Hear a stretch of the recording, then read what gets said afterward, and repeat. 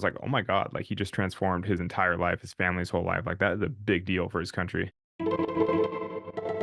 This is Climbing Gold. JB, you teed up this question while we were, trading texts while we were watching this week. Uh, Curious, would you rather break the world record or win gold? And JB did this before it actually came into play. Uh, yeah. Well, which would you rather have? I would rather win gold because you can break the world record anytime. You can break the world record at the next World Cup. It's like you can break it in training. It's like, yeah, winning in gold is only an opportunity every 4 years.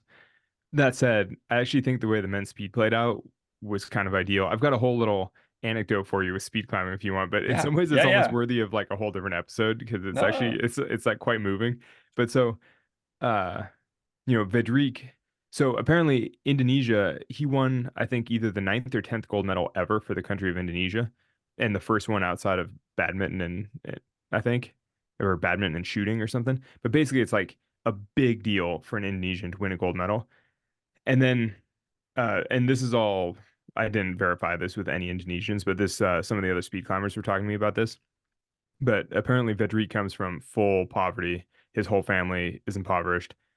And apparently, the Indonesian Federation pays out 350 grand or something like that for winning a gold because it's such a big deal. So it's like basically his entire life and his family's entire lives are like completely transformed by him winning a gold medal. Like they will Mm, all live comfortably the rest of their lives.